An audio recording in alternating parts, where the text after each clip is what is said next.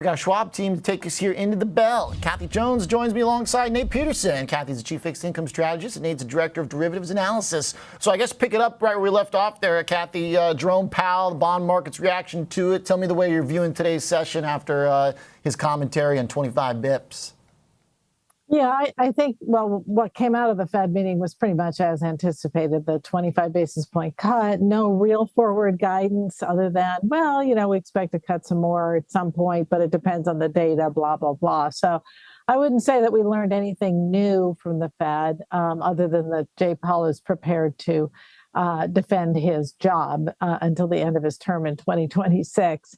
But I think the market action today was just recouping after yesterday's big sell-off. So we've had this very big price adjustment, yield adjustment over the last couple of months. Part of that has been stronger economic growth. Part of that now, I think, is uncertainty over what the policies might be in the new administration and whether those might produce more inflation. So we've got kind of this dynamic that I think still has to be played out. The market still has to price in the possibility that between tax cuts, tariffs, and limiting immigration, we would have stronger inflation down the road.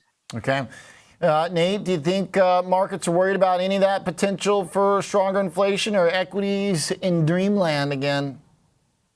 Well, not for the near term, not for the time being. And that's really, you look at the price action, pretty impressive to see yields rally as much as they did, although they're pulling back some today, and to see equities risk on, take off in concert. I mean, look at the 10-year ups, 70 basis points since mid-September here, yet the market continues to plow higher.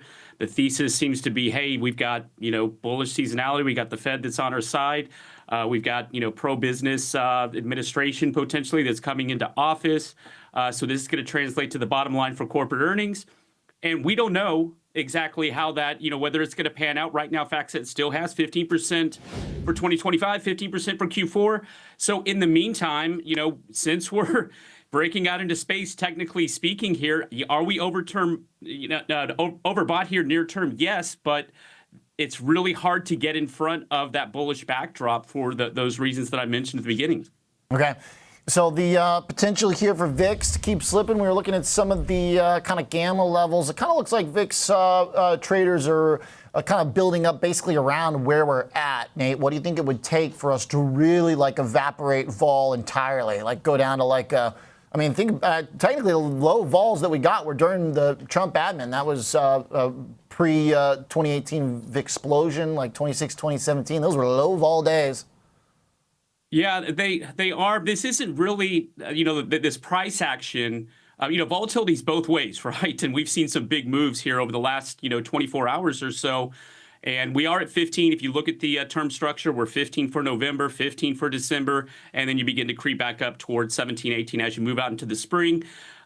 This is the type of environment where, yes, you would expect perhaps we're not going to be moving up this much as we have here in the near term here. There's going to be some give and take. We're going to consolidate some. And then if we start to just get into that melt up mode where we're just kind of grinding by less than 0.5% per day, that's when you begin to see the VIX get down there towards 13, 14. And then generally in January, that's when you begin to see that pickup in volatility as we turn the calendar. Okay. Speaking of the calendar, Kathy, going forward, we've got so much 48-hour volatility in bonds. What do you look for in the next week to see if this calms down? Response to data, inflation prints? Walk me through kind of the framework you're using. Yeah, I think there will be some calming down. You can't keep up this pace of volatility forever.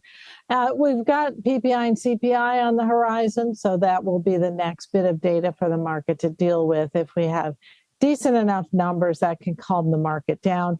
And I think we'll try to establish some sort of trading range, find some stability here until we get further, into the next month, closer to the next jobs report, et cetera. So for right now, kind of a bumpy market, but I think the bias is higher in yields rather than lower, simply because we have to build in that uncertainty about potential inflation going forward. And I think that puts a floor under yields here rather than 4% being kind of a target, it's probably more of a floor in 10-year treasuries. Okay, Colin took us through your guys' mindset and the reasons for why it shifted a bit yesterday, so I like to follow up there. Appreciate it, guys. Thank you very much.